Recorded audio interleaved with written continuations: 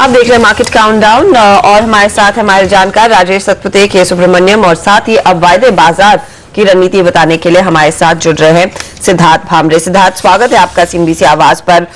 कल के डेटा हम पढ़ रहे थे जहां पर हमने देखा एफआईआईज की ओर से इंडेक्स फ्यूचर्स, स्टॉक फ्यूचर्स दोनों में ही बिकवाली के आंकड़े आते हुए दिखाई दे रहे हैं। क्या संकेत है कि अब लोगों को सावधान हो जाना चाहिए? आप अपने क्लाइंट्स को क्या सलाह दे रहे हैं? क्या कुछ बिकवाली की पोजीशन लेना ठीक है इस समय? गुड मॉर्निंग अर्चना। ओवरऑल पहले पोजीशन अगर रुझान देखें मार्केट का, तो ये मार्केट में एक अच्छा खासा बाउंस बैक आया है। हमने देखा कि एफआईआईज इंडेक्स फ्यूचर्स में कंसिस्टेंटली लॉन्ग पोजीशंस बना रहे थे। हालांकि the quantum on daily basis was not more than 1200 crore, लेकिन 500 करोड़, 600 करोड़, किसी दिन 800 करोड़ के ऐसे लॉन्ग पोजीशंस बनती रही है continuously since last 7-8 trading sessions. Cash में इतनी बाइंग नहीं हुई है एफआईआईज की तरफ से। जनरली हम कहते हैं कि एक बॉटम बन गया है, और वो बॉटम बनने के बाद जब मार्केट बाउंस बैक होता है तो ये जो स्ट्रॉन्गर हैंड्स होते हैं ये काफी एग्रेसिव बाइंग करते हैं। तो हालांकि एफआईआईज की बाइंग हुई है, इतनी एग्रेसिव नहीं हुई। तो ये जो मोमेंटम स्टार्ट हुआ है इसकी सस्टेनेबिलिटी के ऊपर अभी भी क्वेश्चन मार्क है। जहां तक कल के आंकड़े हैं एफआईआईज के, ये लॉन्ग अनवाइंडिंग हुई है, क्योंकि अगर आप देखिए फ्यूचर्स का जो इंडेक्स फ्यूचर्स का सेल फिगर है, साथ में ओपन इंटरेस्ट में रिडक्शन हुआ है। एंड सिमिलरली निफ्टी में भी आप देखेंगे ओपन इंटरेस्ट रिडक्शन हुआ है। कल मार्केट नीचे आने के बावजूद भी आईवीज भी थोड़ी करेक्ट हुए हैं और अब बिलो 17% है। तो ये डेटा ये नहीं दर्शाता है कि आप शॉर्ट चले जाए मार्केट पे eight this point of time. मुझे लगता है कि मार्केट एक लल पीरियड में जा रहा है, ना सिग्निफिकेंट बाइंग हो रही है, ना एग्रेसिव सेलिंग हो रही है। स्टॉक स्पेसिफिक मार्केट हो जाएगा। और साथ ही साथ अगर आप इंडेक्स की डेटा में अगर बैंक निफ्टी को भी देखना जरूरी होगा इसमें, तो बैंक निफ्टी में एक खासी वीकनेस देख रहे हैं। उसके कुछ strong components like axis bank में काफी वीकनेस है, और जो पीएसयू स्पेस है वो भी थोड़ा एक मिक्स रुझान है, लेकिन एक नीचे के स्तर पे बाइंग का संकेत दिखा रहे हैं। तो प्राइवेट सेक्टर में थोड़ी वीकनेस, पीएसयू में ओके सा अपसाइड मोमेंटम, ये ऑल इज सजेस्टिंग दैट ये market is not going in Hari anywhere. At the same time, it is clear to us that we are not going aggressive long at this point of time. अगर आंकड़े और मजबूत होते हैं selling के FIIs की तरफ से, जो हालांकि अभी तक नहीं हुए, I think that would be a good time to go short in this market. तो पोजिशनल ट्रेडर को मुझे लगता है कि अभी इमीडिएटली एग्रेसिव शॉर्ट पोजिशंस नहीं बनानी चाहिए। ये राय आती है। लेकिन एक बड़ी खबर और एक्सक्लूसिव खबर सीएनबीसी आवाज की शिपिंग कंपनियों को लेकर, यहाँ पर शिपिंग कंपनियों को बड़ी एक अच्छी राहत वाली खबर है कि जितने ऑर्डर्स शिपिंग कंपनियों के लिए जाते हैं उसके 50% ऑर्डर घरेलू शिपिंग कंपनियों को दिए जाएंगे। ये हमारी एक्सक्लूसिव खबर है, यानी कि $25 बिलियन से ज्यादा के ऑर्डर इन्हें मिल सकते हैं। ये प्रस्ताव है जिस पर सरकार विचार कर रही है। अब ये सेक्टर के लिए बड़ी पॉजिटिव खबर है। स्टॉक चल भी सकते हैं। तकनीकी तौर पर बताया राजेश की मार्केटर, शिपिंग कॉर्पोरेशन, जी शिपिंग, ये स्टॉक्स क्या चार्ट पर मजबूत दिख रहे हैं? कौन सा सबसे बेहतर दिख रहा है? कहां खरीदारी करनी चाहिए? अनिल जी, मार्केटर लाइन सबसे ज़्यादा बेहतर दिखता है। शिपिंग कॉर्पोरेशन में ऑलरेडी स्टीम है, ऑलरेडी वो चल ही रहा है। लेकिन अगर अपने को फ्रेश लॉन्ग करना है, कुछ नया बनाना है, तो मुझे लगता है कि मार्केटर लाइन ज़्यादा बेहतर लगता है। As per as the weekly chart is concern, जो 200 वीक सपोर्ट बनता है वो रफली 22-21 के आसपास बनता है। एंड कोइंसिडेंटली अगर डेली 200 डीएमए देखो तो वो भी इसी लेवल पे कोइंसाइड करता है। तो you can say 20 and 21 is an accumulation level. मुझे नहीं लगता कि शॉर्ट टर्म में मार्केटर इसके नीचे जाएगा। और इनफैक्ट अगर यहाँ से रैली चालू होता है तो इसका जो टेक्निकल टारगेट बनता है वो 34 का है। So you can say at least 50% jump in the price itself. तो मुझे लगता है कि अगर एक कॉन्ट्रा बाय करना है तो मार्केटर लाइंस में कर सकते हो। आपका जो पोजिशनल स्टॉप लॉस होना चाहिए वो रफली 19 के आसपास होना चाहिए। जी शिपिंग सेकंड लेग में मुझे लगता है थोड़ा बेटर है। जी शिपिंग में एक ही प्रॉब्लम है, इसमें जो पुल बैक्स आते हैं उसमें सप्लाई भी थोड़ा स्ट्रांग है। तो सप्लाई डिमांड के चलते जी शिपिंग में प्रेशर लगता है। लेकिन टेक्निकली मैं सिर्फ बोलूंगा 350 के आसपास इसमें बहुत अच्छा बेस फॉर्मेशन है। और कल भी देखा हमने 350 के आसपास इसने एक डिप दिया था, लेकिन एंड में 360 तक क्लोज दिया। तो इट सिंपली मींस 350 पे बायर अभी भी खड़ा है। सो अगर कॉन्ट्रा बाइंग करना है तो 350 के नीचे स्टॉप लॉस मेंटेन करना पड़ेगा। अपसाइड में 380-85 के टारगेट्स आने चाहिए फॉलोइंग द न्यूज। ओके, तो यहाँ पर मार्केटर और जीई शिपिंग, यहां पर सबसे ज्यादा मौका है आज तेजी के ट्रेड का, और इस खबर पर भी आपकी नजर रहनी चाहिए कि सरकार यहां पर एक नई पॉलिसी बना रही है शिपिंग कंपनियों के लिए। हम लेंगे एक छोटा सा ब्रेक, लेकिन आगे नजरें रहेंगी टीसीएस के मैनेजमेंट की कमेंट्री पर। क्या यहां पर हाईलाइट रहे हैं सेकंड क्वार्टर के, यहां से आगे का माहौल कैसा दिखेगा, इस सब पर हम डिटेल में चर्चा करेंगे। हमारे साथ जुड़ेंगे कंपनी के सीएफओ राजेश गोपीनाथ और साथ ही अजयेंद्र मुखर्जी जो है कंपनी के ईवीपी और head global HR.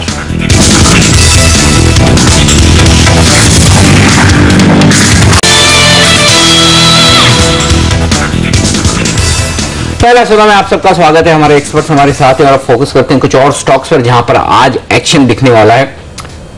Bharat forge, इस स्टॉक पर आज एक बड़ा डाउनग्रेड आया। वैसे तो काफी फॉरेन ब्रोकरेजेस यहां डाउनग्रेड कर चुके थे इस कंपनी पर, लेकिन सीएलएसए जैसी दिग्गज एफआई ने आज यहां पर एक रिपोर्ट दी। पहले इनकी खरीदारी की राय की और सीधे खरीदारी से बिकवाली की राय कर दी, और लक्ष्य जो घटाया वो देखिए 1465 से घटाकर सीधा 745 आधा कर दिया है। मतलब बड़ा डाउनग्रेड है। वो अलग बात है कि स्टॉक ऑलरेडी 935 पर, लेकिन फिर भी यहां से लगभग 200 रुपए नीचे का लक्ष्य, और जाहिर सी बात है कि सीएलएसए के बोलने के बाद स्टॉक का गिरना तो तय है।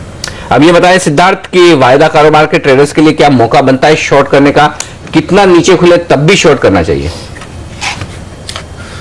कॉन्कर करूंगा जो ओपिनियन आया है ब्रोकर का, बिकॉज इसमें हमने देखा है कि 950 930 के आसपास भी शॉर्ट पोजीशंस बनी थी, 900 के आसपास भी शॉर्ट पोजीशन बनी थी। उसके बाद एक बाउंस बैक आया और उस बाउंस बैक में हमने इसमें लॉन्ग पोजीशंस के जगह शॉर्ट कवरिंग की वजह से स्टॉक ऊपर गया था।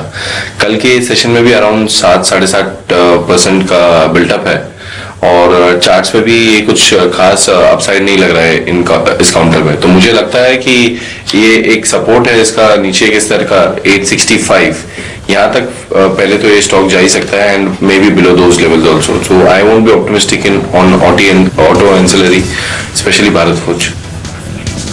ओके, तो फिलहाल भारत फोर्ज से दूर रहे, कमजोर हो सकता है, देखते हैं कितना कमजोर होता है, इसकी तैयारी हो चुकी है। प्री ओपनिंग सेशन आपके सामने आता हुआ इस वक्त, और बता दूं पहली टिक किस तरह की 100 अंक नीचे सेंसेक्स और निफ्टी 80 अंक नीचे। लेकिन इस बीच बता दूं आपको ये भी कि एशियाई बाजार काफी कुछ रिकवर करते हुए दिखे हैं। 2-3 बाजार तो हरे निशान में आ चुके हैं, स्ट्रेट टाइम्स, शंघाई के बाजार, तो कुछ बाजार हरे निशान में भी आए हैं।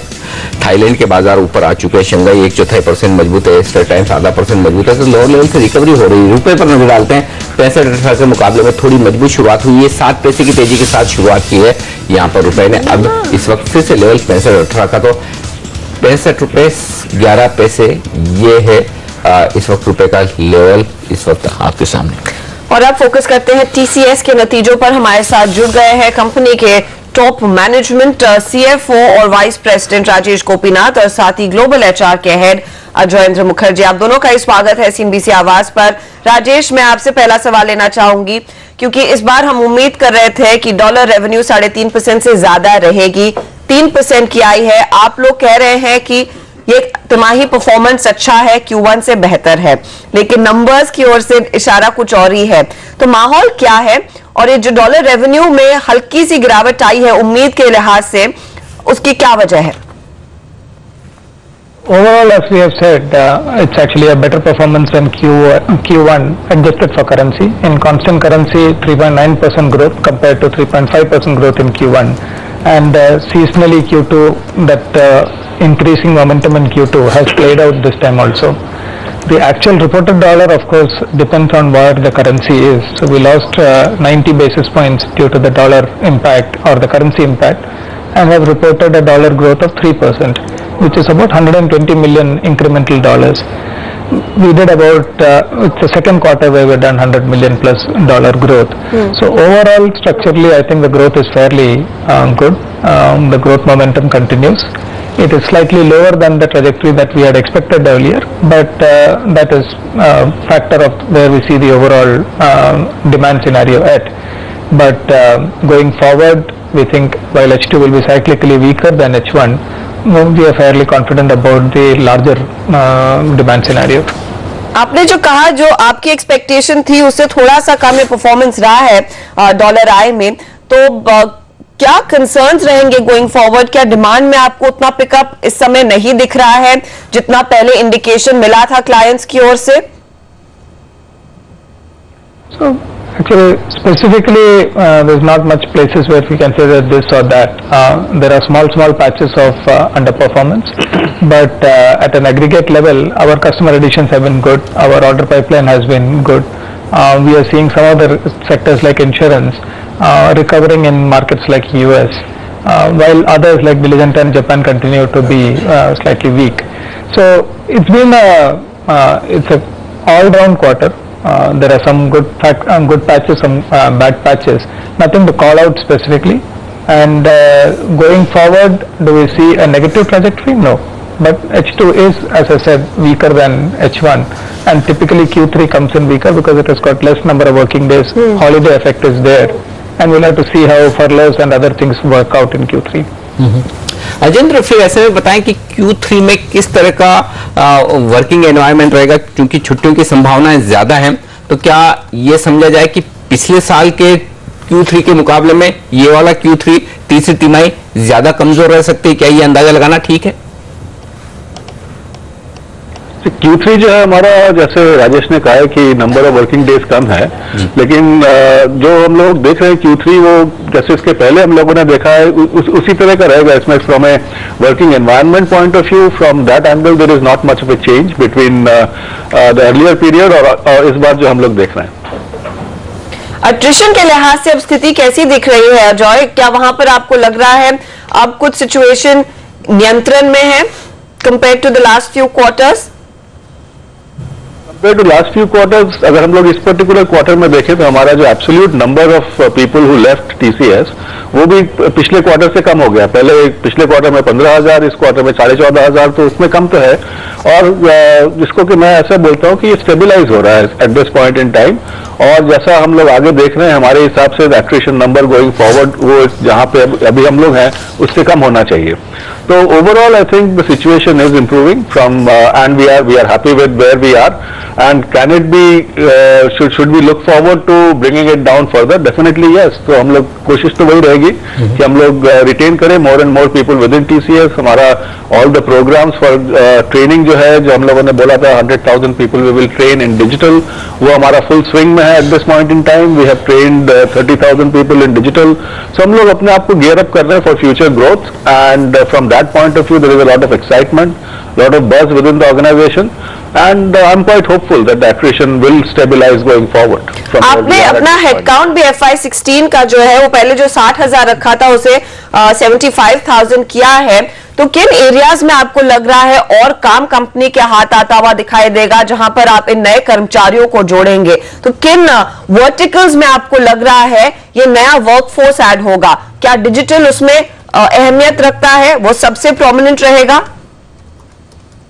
Growth point of view digital definitely is an area जहां पे ग्रोथ ज्यादा है. और लेकिन if you look at all other areas which is our legacy, which is infrastructure, which is BPS services, growth चारों तरफ ही है. तो हमारा जो 60,000 का नंबर जो हमने आंकड़ा पहले दिया था उसके हिसाब से हमने देखा कि अभी जहां पे हम लोग हैं 45,000 हम लोग ऑलरेडी ऐड कर चुके हैं. And we will definitely be very close to 75. तो इसलिए हमने कहा कि ठीक है 75 is the number that we will be going for as far as this year is concern. And it is primarily to meet the demand that we have in future. उसके हिसाब से one is, some of it is for this particular year, and some of it, the trainees who will be joining in Q4 will be primarily for next year. So overall growth के हिसाब से जहाँ पे हम लोगों को business के लिए what is the requirement, looking at that, this is the workforce plan. So 60 से 75,000 और growth जो है हमारा all verticals we are seeing growth. So definitely people will be deployed in most of these verticals. Digital definitely is an area जहाँ पे growth ज़्यादा है, वहाँ पे training and everything else we are doing, plus the hiring that we will do, some of that will be for digital also. Rajesh, फिर ये बताएं कि अगले 6 महीने क्या आपको लगता है कि ये शुरुआत के 6 महीनों से बेहतर हो सकते हैं, या फिर चूंकि सेकंड हाफ थोड़ा कमजोरी रहता है, ऐसे में किस तरह की परफॉर्मेंस की उम्मीद की जाए? क्योंकि कहीं मैं ये भी पढ़ रहा था कि इस तिमाही में, इस क्वार्टर में ऑर्डर इनफ्लो के लिहाज से TCS के लिए ये बहुत ही बेहतरीन क्वार्टर रहा है. तो क्या आगे आने वाले 2 क्वार्टर भी ऑर्डर इनफ्लो काफी मजबूत देख रहे हैं आप? देखिए, H2 हर वक्त H1 से वीकर ही रहता है, क्योंकि ये जो नेक्स्ट क्वार्टर Q3 में नंबर ऑफ वर्किंग डेज कम रहेंगे. Typically we get about 65 working days in Q2. We are going to get only about 62 working days in Q3 because of the holidays. On top of it, many customers reduce their spend going into the holiday season. Retail customers typically lock down their new development activity. Customers in the high-tech manufacturing space, etc., typically go in for large company-wide holidays in the last 2 weeks of the quarter. So we'll have to wait and see how that plays out, and we'll get better clarity in November. But Q3 will never be better than Q2, and we don't see that trend changing. Similarly, Q4, when people come back from the holiday season and initial project ramp-ups take time, so Q4 also remains typically muted. So H2 will be lower than H1, and that's a seasonality. I don't see that seasonality being broken. इन नतीजों में जो एक positive में पढ़ रही हूं कि आपके मार्जिन्स उम्मीद से बेहतर है। हमारा अनुमान 27% का था, 27.07%, जहां पर आपने मार्जिन्स डिलीवर किए हैं। अब सेकेंड हाफ में क्या ये मेंटेन हो पाएंगे, या फिर जैसे बिजनेस के लिए आपको सिग्नल्स मिल रहे हैं कि वैसे भी कम कमाई होती है कंपनियों की, तो ये मार्जिन्स भी सफर करेंगे? 27 का expectation 0.07 better, that's not a material change. We had given a range, as we said, 26 to 28 is our comfort range. तो आप अनहैप्पी है कि आप 28% की तरफ नहीं बढ़ रहे हैं? नहीं, मैं काफी हैप्पी हूँ कि मैं 26% से थोड़ा पीछे हूँ, so that's not. But the idea about the range is that we plan for the business with a slightly wider range rather than a very 10 basis point and 5 basis point kind of a range. So within that, it's very difficult to say whether Q3 will be something lesser or something more. But I don't see our range being breached right now. Okay, मेरा आखिरी सवाल आपसे अजय रहेगा कि Latin America में हमने वो turn around देख लिया है। डिलीजेंटा और खासतौर से जापान के कारोबार में आप कब परसीव कर रहे हैं कि स्थिति बेहतर होने लगेगी? तो डिलीजेंटा जो है program, it's a business where it's a close book operation जो है, तो जैसा जैसा पॉलिसी जो है क्लोज होती जाएंगी उस तरह से वो बिजनेस कम होगा। But that is the nature of the business, और the growth is primarily from the new deals that you win, and we won a deal, I think last year is the time when we won a large deal 2 years back, and that is playing out. And as we go forward, we are looking into the market, and there are many things that we are following up. So that is one. Latin America इस particular quarter में अच्छा किया। जहां तक हम लोगों का growth का सवाल है, if you look at the constant currency growth Latin America में बहुत अच्छा है। So Japan was the other one that you talked about. Japan में थोड़ा सा the nature of the integration that we are going through, it's a large thing that we acquired, and then the whole integration process that is on, it's a time consuming one that we had called out when we got the Mitsubishi thing that we got and then acquired within TCS. And so that is a thing which will take about maybe एक साल के आसपास लग सकता है for a proper integration. और at this point in time, we are seeing new deals coming in Japan. We are getting into the customers, so we are pretty happy. We are very excited with what we have, and I'm sure this will be a good growth engine for us going forward. बहुत बहुत धन्यवाद हमारे लिए समय निकालने के लिए, and all the very best coming quarters के लिए। टीसीएस का मैनेजमेंट सबसे पहले किसी भी हिंदी बिजनेस चैनल से बात करता हुआ उन्होंने कहा है कि सेकेंड हाफ जो है, दूसरा हिस्सा जो रहेगा इस वित्त वर्ष का, उसमें दबाव रहता है। मैनेजमेंट की पूरी कोशिश रहेगी कि 26 से 28% के बीच मार्जिन्स को मेंटेन करने की। लेकिन एक खास बात जो उन्होंने कही है कि साफ संकेत मिल रहे हैं कि थोड़े से स्पेंड्स सेकेंड हाफ में कम होंगे। मेरे ख्याल में उसी पर ज्यादा बाजार आज रिएक्शन दिखाता हुआ नजर आ सकता है। बिल्कुल, और इस बीच प्री ओपनिंग सेशन में अगर आप देखें तो निफ्टी में टॉप लूजर टीसीएस का स्टॉक है, 2% की गिरावट के साथ ट्रेड करता हुआ। बाकी जो कमजोरी बनती दिख रही वो बैंक से आ रही है। ऐसे बैंक ऑफ बड़ौदा थोड़े कमजोर है। टीसीएस के साथ इन्फोसिस 5% नीचे नजर आएगा आपको प्री ओपनिंग सेशन में इस वक्त। लेकिन बाजार देखें तो लगभग 30 अंक नीचे सेंसेक्स निफ्टी पर है और 85 अंक नीचे सेंसेक्स पर। तो एसजेएक्स निफ्टी के मुकाबले में थोड़ी सी कमजोरी ज्यादा दिखेगी आपको प्री ओपनिंग सेशन में। 8100 के लेवल की जो हम बात कर रहे थे सुबह, सबसे अहम लेवल, और बिल्कुल वहीं पर जाकर प्री ओपनिंग सेशन टिकता हुआ दिखा। लेकिन एक और स्टॉक जहां पर एक्शन है कमजोरी की तरफ, और वो है भारत फोर्ज। और भारत फोर्ज में अगर आप देखें तो साफ तौर पर सीएलएसए के डाउनग्रेड के बाद अब जो कमजोरी प्री ओपनिंग सेशन में दिख रही है वो लगभग 5% के आसपास की दिख रही है। लेकिन एक और स्टॉक जो काफी कमजोर दिख रहा है चार्ट पर बताएं, डीसीबी बैंक। यहां पर प्री ओपनिंग सेशन में मुझे 10% नीचे नजर आ रहा है डीसीबी बैंक का। नंबर्स कल कमजोर थे ये तो दिख रहा था, लेकिन आज इतना बड़ा लगता है कोई डाउनग्रेड है या फिर किस वजह से इतना कमजोर होता दिख रहा है प्री ओपनिंग सेशन में? चार्ट्स देखेंगे आप? अनिल जी, इनफैक्ट कल भी हमने इस पे सेल रिकमेंडेशन दिया था। मुझे लगता है 108 110 will be the ideal level की, जहाँ पे एक सपोर्ट ओवर के आएगा। जो हम लोगों ने जो कल रिजल्ट के बाद इसमें जो डिटोरेशन देखा था, मुझे लगता है वो थोड़ा और रहेगा। तो 108 110 का सपोर्ट है, मुझे लगता है वहां तक तो पक्का गिरेगा। ओके, इतनी कमजोरी होने की आशंका साफ तौर पर दिख रही है इस वक्त। और अगर आप देखें तो कुछ और स्टॉक्स जहां पर एक्शन है कमजोरी के लिहाज से, टीसीएस हम बात कर ही रहे हैं 2% नीचे है। इसके अलावा भारत फोर्ज में कमजोरी है, देखना होगा। बैंक ऑफ बड़ौदा 1% कमजोर है। सिद्धार्थ, कोई पीएसयू बैंक जहां पर आपको लगता है मंदी की पोजीशन बनाई जा सकती है, इंक्लूडिंग बैंक ऑफ बड़ौदा? नहीं, पीएसयू स्पेस में मुझे बहुत ज्यादा सिग्निफिकेंट वीकनेस नहीं दिख रही है अनिल जी। ये टाइट रेंज में चल रहा है कुछ टाइम से। इनफैक्ट मार्केट पे मैं बहुत ज्यादा अभी एग्रेसिव पोजीशंस, शॉर्ट पोजीशंस बनाने की सलाह नहीं दे रहा हूँ। प्राइवेट सेक्टर स्पेस है जहां पे शॉर्ट पोजीशंस बन सकती है। एक्सिस बैंक में ऑलरेडी शॉर्ट पोजीशंस बनी है। ICICI bank in last couple of weeks में काफी आउट परफॉर्म किया है। मुझे ये सस्टेनेबल नहीं लग रहा है 300 के ऊपर, तो वहां पे आप शॉर्ट जा सकते हैं। इनफैक्ट एक पेयर ट्रेड जो बनता है पीएसयू और प्राइवेट को लेके हमारे हिसाब से कि पीएनबी में लॉन्ग जाए अराउंड 135 136 के लेवल के आसपास, और एक्सिस या आईसीआईसीआई बैंक में, स्पेशली आईसीआईसीआई बैंक, क्योंकि वो काफी बढ़ भी चुका है और बहुत ज्यादा लॉन्ग पोजीशंस नहीं देखी हमने, तो ये पेयर ट्रेड बनता है buy PNB sell ICICI bank. तो ये राय आती हुई यहाँ पर इन सारे बैंकिंग शेयरों पर। चलिए शुरुआत करते हैं अब प्री ओपनिंग सेशन के बाद कंटिन्यूस सेशन की। 8102 ये है लेवल। इससे पहले एक क्विक चेक फटाफट एशिया के बाजारों पर ले लेते हैं ताकि आपको अंदाजा लगे कि एशिया में क्या चल रहा है। इस वक्त 0.5% मजबूत स्ट्रेट टाइम्स है। शंघाई का बाजार फ्लैट हो चुका है, थाईलैंड का बाजार फ्लैट हो चुका है, और हांगकांग के बाजार जो 1% से ज्यादा कमजोर थे, अब कमजोरी वहां पर 0.5% के आसपास की है। दिक्कत सिर्फ निक्केई के बाजारों में है जो 300 अंक नीचे 2%।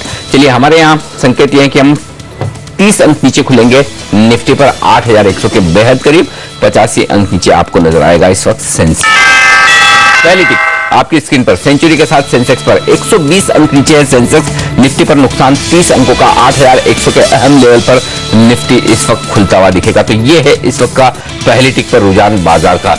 2.5% नीचे है टीसीएस का स्टॉक, टॉप लूजर। 2.25% नीचे सिप्ला इस वक्त आपको नजर आएगा, और आईसीआईसीआई बैंक में 2% का नुकसान। वेदांता कमजोर है, लेकिन इसके अलावा bank of Baroda, Infosys, Tata Motors जैसे दिग्गज 0.5 से 0.5% कमजोर खुलते हुए दिख रहे हैं। लेकिन जो बड़ा दबाव बन रहा है बाजार पर वो दो दिग्गजों से बन रहा है, वो है टीसीएस और आईसीआईसीआई बैंक। आईसीआईसीआई बैंक में भी लगभग 2% का नुकसान। वेदांता 1% नीचे। ये है स्टॉक्स दबाव के तौर पर। आइए मजबूत शेयरों पर भी एक बार नजर डाल लें, कहां से मजबूती आ रही। सन फार्मा 1% की तेजी, यहां पर इनकी सब्सिडरी कंपनी टेरो के एक एक्विजिशन की खबर के बाद। ओएनजीसी 0.5% मजबूत है। लुपिन में 1% की तेजी बनती हुई दिख रही है। एसबीआई, पीएनबी, जैसा कि अभी सिद्धार्थ कह भी रहते कि सरकारी बैंकों में उन्हें ज्यादा कमजोरी दिख नहीं रही। बैंक ऑफ बड़ौदा जरूर कमजोर है, लेकिन एसबीआई, पीएनबी मजबूत खुलते हुए दिख रहे हैं। आइए वायदा कारोबार की तरफ। भारत फोर्ज 5% के नुकसान के साथ टॉप लूजर, और उसके ठीक पीछे है सिप्ला और टीसीएस। जेएसडब्ल्यू एनर्जी में 2% का नुकसान है। ये स्टॉक्स है नुकसान के लिहाज से। मजबूत क्या है? इंडिया बुल्स रियल एस्टेट 1.5% मजबूत। लंदन की एक प्रॉपर्टी में यहाँ स्टेक सेल की बात जो चल रही है उसका फायदा मिलता हुआ। फेडरल बैंक, सन फार्मा जैसे शेयरों में मामूली खरीदारी। बाजार 8100 के लेवल को होल्ड करने की कोशिश करता है। निफ्टी पर 12 अंकों का नुकसान। सेंसेक्स रिकवर करके अब महज 50 अंक नीचे। मिड कैप इंडेक्स एकदम फ्लैट। बैंक निफ्टी में 50 अंकों का नुकसान है। 17,500 के लेवल के आसपास कारोबार। का नजर है आपकी मिड कैप काउंटर्स पर अगर आप इंडेक्स पर पहले नजर डालें, अनिल, करीब 5 अंकों की गिरावट देखने को मिली है। तो इतना ज्यादा क्रैक नहीं देखा गया है स्पेस में। हालांकि एक स्पेस जिस पर हमारी नजर रहेगी, और याद रखिए सीएनबीसी आवाज की एक्सक्लूसिव खबर का ही असर हम देख रहे हैं। शिपिंग कंपनियों को, भारतीय शिपिंग कंपनियों के लिए एक बड़ी राहत आती हुई दिखाई दे रही है। सरकार एक नई पॉलिसी बना रही है जहां पर ज्यादा प्राथमिकता दी जाएगी भारतीय कंपनियों को कार्गो शिपमेंट के लिए। तो मर्केंटाइल एलायंस देखिए 10.5% ऊपर है stock. Shipping corporation of India 6% से ज्यादा की तेजी इसमें आती हुई। जीई शिपिंग जैसा काउंटर भी करीब 5% ऊपर खुला है। इन सभी काउंटर्स में हम देख रहे हैं अच्छी तेजी बनती हुई दिखाई दी है। कुछ और काउंटर्स जहां पर हमने देखा है आज खुलते ही फिर से तेजी का मूड बना है, उसमें एरा इंफ्रा भी शामिल है। यहां पर धीरे धीरे करके पिकअप आता हुआ, लेकिन याद रखिए स्टॉक के प्राइस जो है वो बहुत छोटी हो चुकी है। कल के सत्र में हमने देखा था काफी रफ्तार में थे तमाम वो एविएशन काउंटर्स, चाहे वो स्पाइस जेट हो, जेट एयरवेज हो, इनमें आज फिर वो हम देख रहे हैं ऊंची उड़ान देखने को मिल रही है। 3% का इजाफा स्पाइस जेट में आज फिर देखा जा रहा है। 40 पर दस्तक दे रहा है ये शेयर। जेट एयरवेज में भी देखिए 1.5% तक के गेन्स बनते हुए दिखाई दे रहे हैं। फेस्टिव सीजन के शुरू होते ही हमने देखा फिर से एक्शन जोर पकड़ रहा है इन सभी ज्वेलरी कंपनियों में। TBZ 1.5% ऊपर खुला है। कल हम बात कर रहे थे पीसी ज्वेलर के मैनेजमेंट से भी उम्मीद कर रहे हैं कि वो अच्छा खासा सीजन रहेगा। सेल्स के लिहाज से नई स्कीम्स का ऐलान हो रहा है, वहां पर भी हमने देखा है खुलते ही कुछ एक्शन बढ़ता हुआ दिखाई दिया। भारत फोर्ज आपके लिए एक बार फिर लेकर आएंगे स्क्रीन पर, जहां पर CLSA ने स्टॉक को डाउनग्रेड किया है। 745 का उनकी ओर से टारगेट है। स्टॉक देखिए 6% इस समय लगभग टूटता हुआ। तो ये कुछ काउंटर्स हैं जहां पर हमने देखा है बिकवाली का दबाव हावी है। DCB 20% नीचे एक लो सर्किट पर आता हुआ स्टॉक कल नतीजों से निराश जरूर हुआ है और एक गहरी मार पड़ती हुई इस काउंटर में दिखाई दी है। जिंदल स्टेनलेस, JSL स्टेनलेस पर भी एक नजर डालिए। यहां पर जो सेफगार्ड ड्यूटी लगाने की बात हो रही है उसका कुछ फायदा स्टॉक को मिलता हुआ। स्टॉक में एक अच्छा खासा तेजी का रुझान दिखाई दिया है आज के सत्र। हमारे एक्सपर्ट हमारे साथ है राजेश सातपुते, के सुब्रमण्यम और सिद्धार्थ भामरे। सुब्रमण्यम साहब, क्या वजह है DCB 20% नीचे? कुछ ऐसा आपको लगा अनयूजुअल रिजल्ट में कि 20% स्टॉक आज टूट जाए? कल पता नहीं चला और आज पता चल रहा है। जो भी यहाँ पर रिजल्ट्स आए थे ब्रॉडली अगर हम देखें तो आई थिंक DCB एक रिलेटिवली आउट परफॉर्मर रही है। और लेकिन पिछले क्वार्टर में मुझे याद है यहाँ पर थोड़ी बहुत यहाँ पर MPS की थोड़ी बहुत चिंता था, वहां पर भी रिजल्ट्स के बाद हमने गिरावट देखी।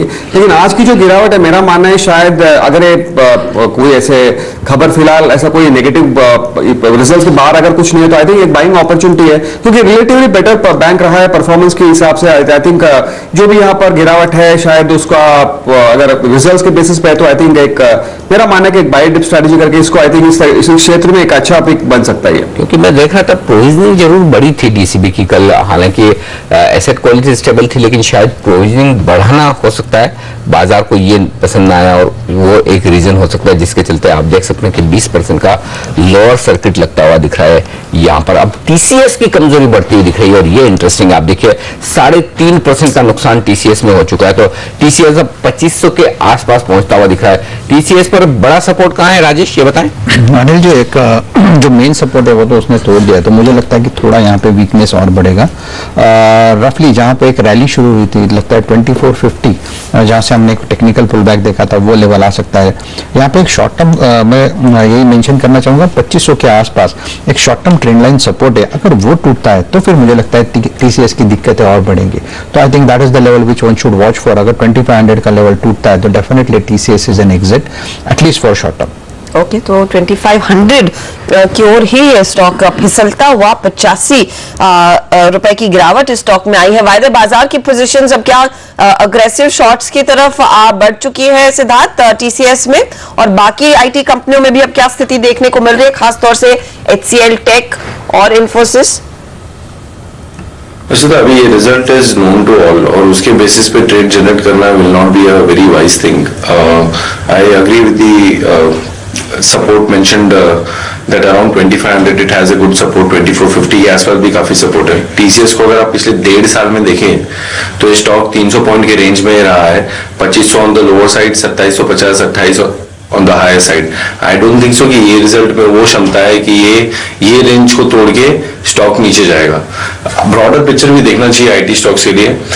फेड की मीटिंग के बाद डॉलर में थोड़ा वीकनेस आया, हमने देखा कि ऊपर के लेवल से IT स्टॉक्स थोड़े करेक्ट हुए, लेकिन I personally feel that from now onwards dollar में इतनी वीकनेस नहीं रहेगी और थोड़ी स्ट्रेंथ आ सकती है, which is not good for other sectors. But then IT में मुझे लगता है कि लोअर लेवल्स पे काफी बाइंग आ सकती है।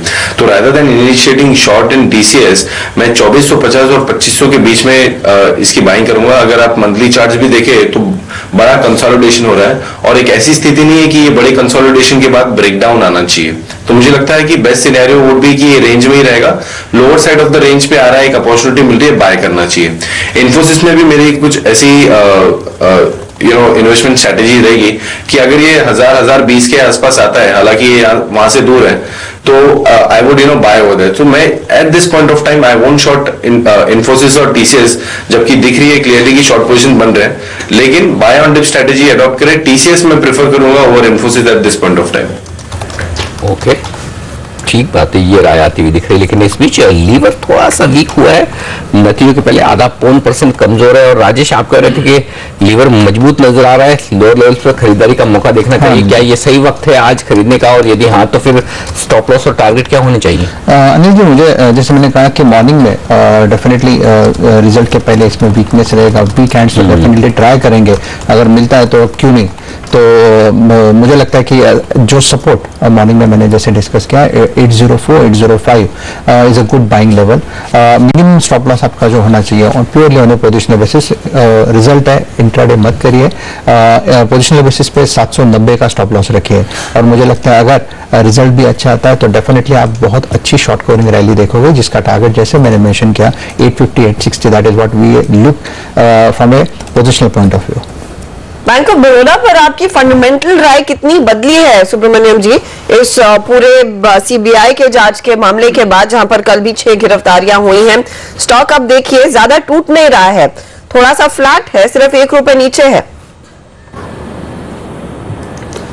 अच्छा, आई थिंक लगातार एक लास्ट 7-8 दिन से हम एक negative news flow bank of Baroda में आप देख रहे हैं, हम देख रहे हैं। लेकिन जैसे आपने बताया, यहाँ पर इसके चलते यहाँ पर कोई जबरदस्त गिरावट हम फिलहाल देखने रहे, तो ये वही एक आश्वासन नहीं पाता। लेकिन जो भी न्यूज फ्लो आ रही है डेफिनेटली नॉट वेरी कंफर्टिंग। तो इसका एक जब तक एक कम से कम एक क्लैरिटी पूरी तरह से नहीं आए, या तो उसका असर क्या पड़ सकता है बैंक ऑफ बड़ौदा, फिलहाल ऐसे बताई जा रही है कि शायद इसमें असर ना पड़े। लेकिन यहाँ पर एक जब तक पूरी क्लैरिटी ना आए, आई थिंक थोड़ा बहुत एक चिंता का विषय है। लेकिन फिर भी I hold the fact the PSU banking space में बैंक ऑफ बड़ौदा एक प्रेफर्ड पिक रहेगा। और आई थिंक अगर कोई भी ऐसा यहाँ पर पैनिक, यहाँ पर कोई ऐसा शार्प करेक्शन अगर मिले, तो मेरा मानना है कि शायद यहाँ पर एक बाइंग करके चले। तो उस लिहाज से आई थिंक एक cautious approach but buy dip strategy करनी चाहिए बैंक ऑफ बड़ौदा में। और इस बीच डीसीबी के बारे में जो हम बात कर रहे हैं, कोटक सिक्योरिटीज की तरफ से एक जो रिपोर्ट आई है, कोटक सिक्योरिटीज सबसे ज्यादा एक्टिवली इस स्टॉक को ट्रैक करती है। उन्होंने बाय से सीधा डाउनग्रेड करके इसे सेल की रेटिंग दी है। 133 रुपए का लक्ष्य दिया है डीसीबी का, हालांकि उस लक्ष्य से काफी नीचे ट्रेड करता हुआ दिख रहा है, लेकिन एक बड़ा डाउनग्रेड कोटक की तरफ से आया है। अब सवाल यही है कि क्या चिंता की वजह है कि ये डाउनग्रेड आ रहा है? क्या वो सिर्फ नंबर्स में देखने को मिला है, या फिर कंपनी के या फिर इस बैंक के मैनेजमेंट की ओर से जो कमेंट्री आई? हालांकि ये ज्यादा मीडिया से बात नहीं करता है, लेकिन अमशा एनालिस्ट मीट में उन्होंने कुछ कहा है जिस पर इतना रिएक्शन देखने को मिल रहा है ना? पॉसिबल है, बिल्कुल पॉसिबल है, लेकिन जो कुछ रिपोर्ट में पॉइंट्स उठाए गए वो भी साफ तौर पर कमजोरी की ओर इशारा कर रहे हैं, दिक्कतों की ओर इशारा कर रहे हैं। और वो साफ तौर पर दिख रहा है कि एक जो लाइन में पढ़ रहा हूं कि सेल के लिए डाउनग्रेड करने की जो बड़ी वजह हुई है कि जिस वजह से डीसीबी बैंक में निवेश किया जाना चाहिए वो थीम टूटती हुई दिख रही है, वो थीसिस टूटती हुई दिख रही है। यानी कि एक कॉन्फिडेंस थोड़ा सा यहाँ पर ब्रोकरेजेस का हिल रहा है। जिस तरह का प्रदर्शन डीसीबी ने लगातार दूसरी तिमाही में किया है, ये राय आती हुई दिख रही है। चलिए, ये स्टॉक है जो साफ तौर पर आज नेगेटिव साइड पर एक्शन में है। लेकिन एक और स्टॉक स्पाइस जेट जो आज फिर से 6% ऊपर है। राजेश, ड्रीम रन चल रहा है शेयर के लिए? अभी भी वक्त है और ऊपर जाने का, इसके लिए क्या लग रहा है? अनिल जी, हमें याद है कि स्पाइस जेट में हमारी बात हुई थी रफली 17-18। हाँ Anil ji, 17-18, and that time I was not very bullish. लेकिन उसके बाद वो क्रूड में फॉल आया और वो क्रूड का फॉल सबको सपोर्ट देते गया। तो मुझे लगता है कि ड्रीम रन चल रहा है, let people be happy. Upside में अपसाइड पार्टी बिगाड़ना नहीं चाहता मैं, चल रहा है अच्छा है। नहीं, फिर राजेश ये बताएं कि क्या स्टॉप लॉस क्या होना चाहिए फिर इस शेयर के लिए? जिन लोगों ने खरीदा है, अगर नीचे के लेवल्स में अच्छी तेजी करके बैठे हैं, तो उनके लिए क्या लेवल्स के ऊपर स्टॉक बना है, तब तक घबराने की जरूरत नहीं है? अनिल जी, मुझे लगता है कि SpiceJet is ready and it is heading for the target of 44-46 odd level. Risk to reward थोड़ा सा यहाँ पे obviously is not in favour. अगर प्योरली मेरे पास पोजीशन होता तो मैं यहाँ से लिक्विड करना शुरू करता। आई एम नॉट सेइंग कि मैं यहाँ से बाय करूंगा, लेकिन डेफिनेटली अगर मेरे पास 100 शेयर होते तो उसमें से 30-35 में यहाँ पे बेचूंगा, और थोड़ा चले तो और एक 30-35 बेचूंगा। सो मैं उसको लिक्विड करते जाऊंगा, पोजिशनल बेसिस पे मैं इसको रखूंगा नहीं। चले, पोजिशनल बेसिस पर नहीं रखेंगे तो समय समय पर मुनाफा वसूली होती हुई दिखाई देगी स्टॉक में। करीब 6% अब ऊपर स्पाइस जेट का काउंटर, तो लगभग 40 पर स्टॉक आ ही गया। पिछले 3 महीनों में 100% के रिटर्न्स स्टॉक ने दिखाए हैं। काफी शानदार वो परफॉर्मेंस है जहां पर इस कंपनी को लोगों ने लगभग राइट ऑफ कर दिया था, कह दिया था अपने पोर्टफोलियो से बाहर निकाल कर फेंके, और जिन लोगों ने पिछले 6 महीनों में स्टॉक को खरीदा है तो अब वो काफी बढ़िया फायदे में है। कई बार राजेश से भी सवाल पूछे थे, इस पे मत पूछिए प्लीज।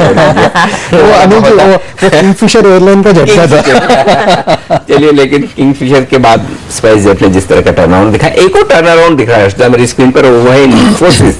अब हरे निशान में लौट चुका है। किसी का फायदा किसी का नुकसान, टीसीएस का नुकसान, इन्फोसिस का फायदा।